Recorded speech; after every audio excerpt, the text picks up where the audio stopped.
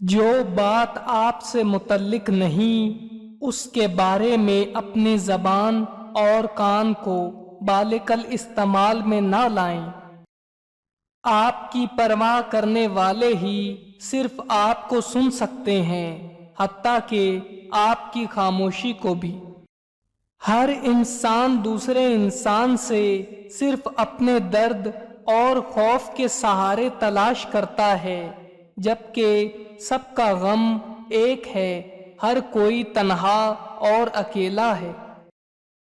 اہم بات یہ نہیں ہے کہ آپ کے پاس کیا ہے، اہم بات یہ ہے کہ آپ کے پاس جو کچھ ہے اس سے آپ کس طرح لطف اندوز ہوتے ہیں۔ حقیقت کو بہت کم لوگ سمجھ پاتے ہیں، اور جو سمجھ لیں ان کے نزدیک دنیا کی رنگینیاں کوئی اہمیت نہیں رکھتی۔ محبت وہ واحد پھول ہے جو موسموں کی مدد کے بغیر اگتا اور کھلتا ہے۔ گزرے ہوئے خوبصورت لمحات کی یاد ہمیشہ انسان کو اداس کر دیتی ہے۔ انسان کا دل واپس انہی لمحات میں جینے کے لیے بے چین ہو جاتا ہے۔ اگر معاشرہ جنگل بن جائے تو اس کا مطلب یہ نہیں کہ تم بھی جانور بن جاؤ۔ حقیقی طور پر خوش انسان وہ ہوتا ہے جو اپنے آس پاس کے لوگوں کے لیے خوشی لاتا ہے۔ تنہائی آس پاس لوگوں کی غیر موجودگی کا نام نہیں، ہمارے آس پاس موجود انسانوں میں ہماری غیر دلچسپی ہمیں تنہا کرتی ہے۔ صرف دو لوگ آپ کو صحیح طرح سمجھ سکتے ہیں، ایک وہ جو خود آپ جیسے حالات سے گزر رہا ہو، دوسرا جو آپ سے شدید محبت کرتا ہو۔ عمر کا تعلق سالوں سے نہیں ہوتا، بعض اوقات انسان عین جوانی میں صدیوں پرانا ہو جاتا ہے۔ دوسرے لوگوں کی رائے سے خوف زدہ نہ ہوں، رسک لیں اور وہ کریں جو آپ واقعہ کرنا چاہتے ہیں۔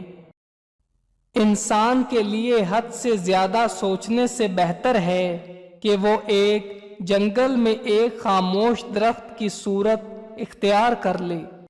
کسی کو کسی چیز کا احساس زبردستی نہیں دلایا جا سکتا۔ اگر ایسا کرنا ممکن ہوتا تو دنیا میں کوئی مسئلہ ہی نہ ہوتا۔ دنیا کا سب سے مشکل اور عظیم کام دوسروں کے جذبات کی قدر کرنا ہے۔ مرد کسی بات کو ایک کان سے سن کر دوسرے سے نکال دیتا ہے، جبکہ عورت دونوں کانوں سے سنتی ہے اور منہ سے نکال دیتی ہے۔ عورت مرد کی 3 چیزوں کی طرح راغب ہوتی ہے، اس کے اخلاق، اس کی ذہانت اور اس کی دولت۔ لوگوں کو راضی رکھنا ناممکن ہے، اور لوگوں کی زبانوں کو خاموش رکھنا اس سے بھی زیادہ مشکل ہے۔